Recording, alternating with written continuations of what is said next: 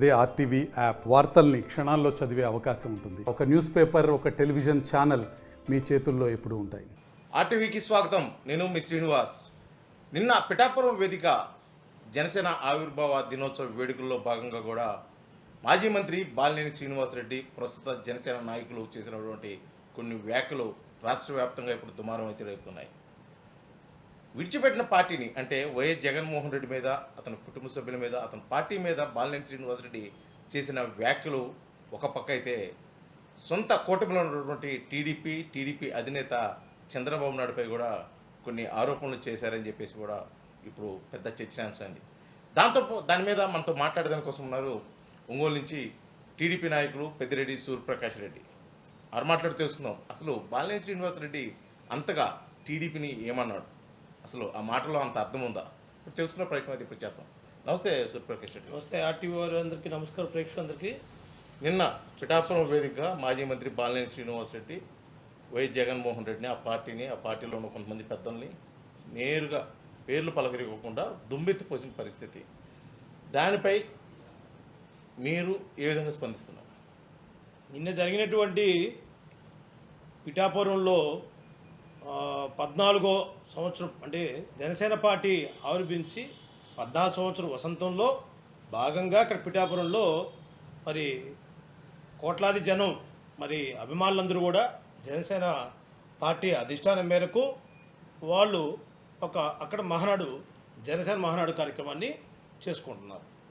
ఎవరైనా కూడా ఆ సభను ఉద్దేశించి మాట్లాడేటప్పుడు ఆ పార్టీ అధిష్టానం ఎవరైతే మన రాష్ట్రానికి డిప్యూటీ చీఫ్ మినిస్టర్ అయినటువంటి పవర్ స్టార్ పవన్ కళ్యాణ్ గారు, మన రాష్ట్రానికి ఉప ముఖ్యమంత్రి గారు, వారి గురించి వారి నటన ఏదైతే సినిమా రంగంలో వారు కష్టపడి ఎదిగిన విధానం కానీ, మెగా కుటుంబం గురించి వాళ్ళు పడ్డ కష్టాలు కానీ, రాజకీయాలు ఎన్నో ఒడిదుడుకులు ఎదుర్కొన్న వాటి మీద ఆ పార్టీ ఉనికిని కాపాడుకునే విధంగా, ఆ పార్టీ బలం చేకూరే విధంగా బాలినేని శ్రీనివాసరెడ్డి మాట్లాడుంటే బాగుండేదేమో అని నా అభిప్రాయం.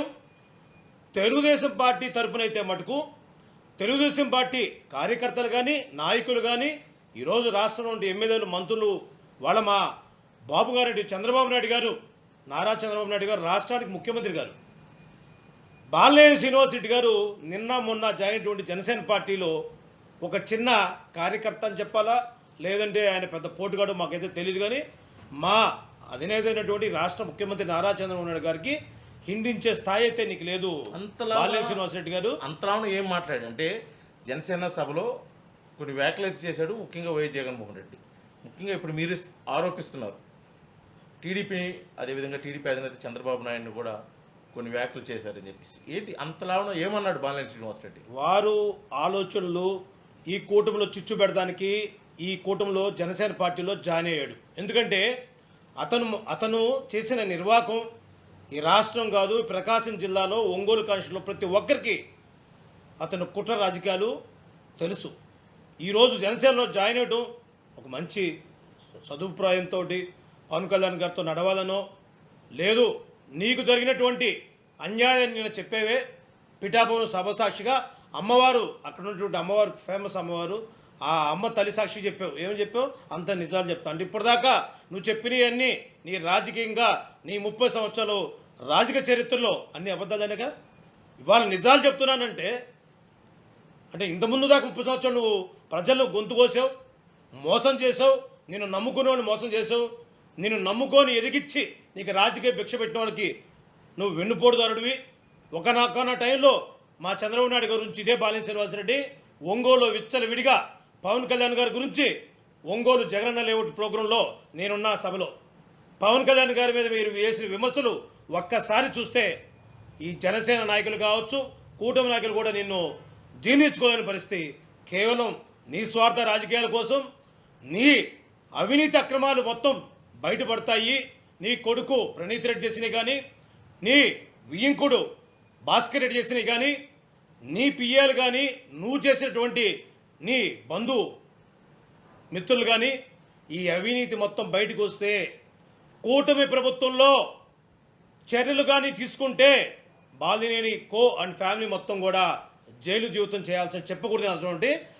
అది తప్పించుకోవడానికి నువ్వు జనసేన పార్టీలో జాయిన్ అయ్యావు. రెండోది పోసాని మురళీకృష్ణ గారు, అదే ఎవరైతే మన రఘురామ కృష్ణరాజు గురించి చెప్పావే, వాస్తవం గత ప్రభుత్వంలో చేసిన తప్పిదాల వల్ల పోసాని మురళీకృష్ణ అలా మాట్లాడుతున్నప్పుడు ఖండించేస్తుంది వాస్తవం. ఏ పార్టీ వాళ్ళు మీద కూడా విమర్శించేదానికి ఒక అర్హత ఉండాలా, వాళ్ళ స్థాయి విలువలు తెలుసుకొని మాట్లాడాలా. విమర్శలు చేశాడు. అలానే పోసాని మురళీకృష్ణ గారు, బాలినేని శ్రీనివాస్ రెడ్డి విమర్శలు చేశాడు. పోసాని నాపై కూడా విచారణ చేయండి అని చెప్పి అదే చెప్తున్నా. పోసాని మురళీకృష్ణకి బాలినేనికి ఒకే నీతి ఉండాలా. వారు చెప్పారు, నేను కానీ అధికారంలో ఉంటే, నేనే ముఖ్యమంత్రి గారు ఏదో డిప్యూటీ చీఫ్ మినిస్టర్ ముఖ్యమంత్రి పొజిషన్ నేను ఉంటే, ఎలక్షన్ అయినా మరుసటి రోజే కర్రలతో రాళ్ళతో కొట్టిస్తా ఉన్నాం. ఒంగోలు ప్రజలు కూడా,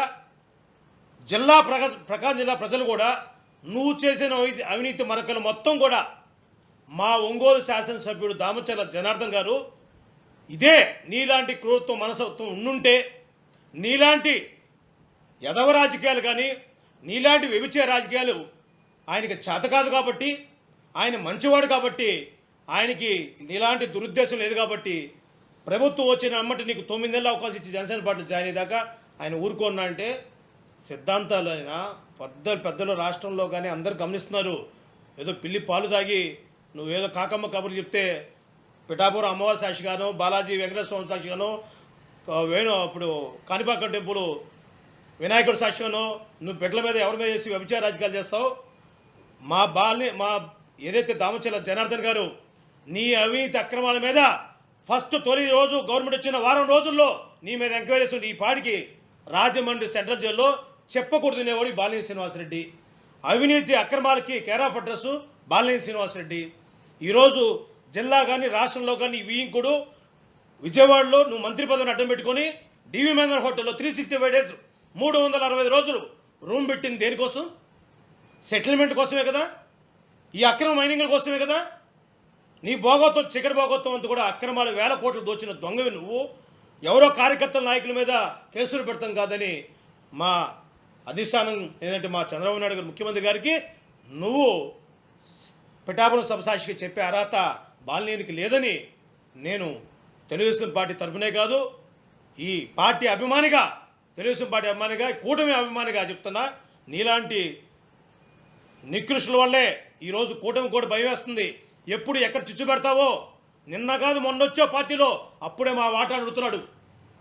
ఒక పక్క చంద్రబాబు నాయుడు గారిని దారుణంగా మాట్లాడావు, పవన్ కళ్యాణ్ గారిని దారుణంగా మాట్లాడావు. జనసేన పార్టీని ఈ జిల్లాలో మేము నీతో జర్నీ చేసేప్పుడు పిల్ల బత్రిలు అన్నావు, పిల్ల సైనికులు అన్నావు. వాళ్ళ పార్టీలో ఈరోజు జాయిన్ అయ్యే పరిస్థితి వచ్చిందంటే ఎప్పుడు కూడా నోరు అదుపులో పెట్టుకోవాలి. ఒక పార్టీ పెట్టినప్పుడు చిన్నగానే ఉంటుంది, అంచెలంచెలుగా ఎదిగిద్ది. కష్టం. ఎంతోమంది ఆ పార్టీ పెట్టే 14 సంవత్సరాలు పార్టీలో మోసిన వాళ్ళు ఉన్నారు. వాళ్ళు కాదని వాళ్ళని వచ్చి కొంతమంది కార్పొరేటర్లు తీసుకొచ్చాం, తప్పులే. మేము కూడా మా ఎమ్మెల్యే గారు అందరు కార్పొరేటర్లు కానీ సమానంగా చూస్తారు. ఒంగోలు అభివృద్ధి విషయంలో కానీ వాళ్ళ విలువల్లో కానీ ఎప్పుడు కూడా ఎక్కడికి ఎవరికి మర్యాదపూర్వకంగా అభివృద్ధి విషయాల్లో కూటమిలో ఉన్నటువంటి జనసేన కార్పొరేటర్లు కావచ్చు, టీడీపీలోకి వైసీపీ నుంచి వచ్చిన కార్పొరేటర్లు కావచ్చు, అందరూ కూడా ఒంగోలు అభివృద్ధి విషయంలో ఒక పార్టీ ఓట్లేసినప్పుడే తెలుగుదేశం పార్టీ రాజకీయాలు చేసిద్ది. గవర్నమెంట్ గెలిచిన తర్వాత మేము పేద ప్రజలకు కానీ ఎవరైనా ఏ పార్టీ వారైనా సరే జెన్యూన్గా ఉంటే ఏ అభివృద్ధి విషయంలో కూడా అడ్డుపడకుండా మా ఎమ్మెల్యే చేయగలుగుతాడు. మా ఎమ్మెల్యే మంచోడు కాబట్టే ఈరోజు నువ్వు పిఠాపురం సభలో రాజమండ్రి సెంట్రల్ జైల్లో ఉంటావు. బాలినేని నీ కొడుకు ఈ ఒంగోలులో గంజాయి ముఠా నడిపించాడు. కబ్జా కోరి ఒంగోలు కబ్జాలకి కేర్ ఆఫ్ అడ్రస్ అయింది. నీ వీకుడు వైజాగ్ అయింది. రాష్ట్రంలో 13 జిల్లాల్లో అక్రమ మైనింగ్లు చేసినటువంటి దొంగ కొండా భాస్కర్ రెడ్డి పెద్ద నీతివంతుల్లా చెప్పి ఇవాళ పిఠాపురం సభలో నీ నీతి రాజకీయాలు ఎవరిని ఉద్దేశించి మాట్లాడావో పవన్ కళ్యాణ్ గారు మంచివారు కాబట్టి సమయస్ఫూర్తితో నీ మీద ఏదో రోజు నువ్వు దొరుకుతావు. నీ ఏదైతే బ్రోకర్ రాజకీయాలు కూడా గమనిస్తున్నారు రాష్ట్రంలో. బాలినేని శ్రీనివాస్ రెడ్డి పిఠాపురం సభలో ఆయన మాట్లాడుతూ కూడా ఏమంటున్నాడంటే, నా ఆస్తులు పోగొట్టుకున్నాను, నేను ఎంతో నష్టపోయాను, నా కుటుంబ సభ్యులు నష్టపోయారు, నా వ్యయం కూడా నష్టపోయారు, ఈ పార్టీ వల్ల అవి మొత్తం కూడా నేను త్వరలోనే బయట పెడతాను సాక్ష్యాధారాలతో సహా అని అంటున్నారు. మీరు ఒకప్పుడు బాలినేని అనుచరుడుగా ఉన్నారు, రకంగా చెప్పాలంటే రైట్ హ్యాండ్ లెఫ్ట్ హ్యాండ్గా ఉన్న పరిస్థితి కూడా ఉంది. ఇన్ని అవినీతి ఆరోపణలు బాలినేని శ్రీనివాస్ రెడ్డి మీద ఎలా చేస్తారు? బాలినేని శ్రీనివాసరెడ్డి గారు, మేము ప్రతి మనిషి కూడా ఏంటంటే ఒకరి మీద ఆధారపడి బతకాలా. ఒక పార్టీ కూడా ఒకరోజు ఒక కార్యకర్తతోటే స్టార్ట్ అయింది. ఒక నాయకుడు ఏదైనా చేస్తున్నాడంటే ప్రతి వాళ్ళకు కూడా ఒక రోజు వచ్చింది కష్టపడితే అని మేము ఆయనతో జర్నీ చేశాం. బాలినేని వెనక ఇంత కుట్ర రాజకీయాలు, ఇంత వ్యక్తిగతంగా ఒక వ్యక్తి మీద చేస్తున్నాడంటే అతను నష్టపోయాడని చెప్తున్నాడు. అసలుకి బాలినేని శ్రీనివాసరెడ్డి ఆస్తులు ఎంత, బాలినేని శ్రీనివాసరెడ్డి బ్రతుకెంత ఈ జిల్లా కానీ ఒంగోలు వాసులు తెలీదా? మాకు తెలీదా? మేము బంధువులం కదా, బయట వాళ్ళం కాదు కదా, మాకు తెలీదా నీ బతుకు?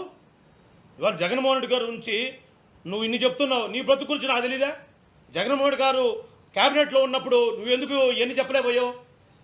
నువ్వు అవినీతి అక్రమాలు చేసావు కాబట్టి నువ్వు దూరం పెట్టాడు. నువ్వు వ్యభిచార రాజకీయాలు చేస్తున్నావు కాబట్టి నిన్ను మంత్రి పదవి పీకేశాడు. మరి అవన్నీ పక్కన పెట్టేసి ఇవాళ శ్రీరంగ నీతులు చెప్తున్నాడు ఈ పెద్ద మనిషి బాలినేని. నీ బ్రతుకంతా, నీ చీకటి రాజకీయాలంతా నీ బావ అవి సుబ్బారెడ్డి తెలుసు. నేను నీ శిష్యుడిగా, నీ బంధువుగా నాకు తెలుసు.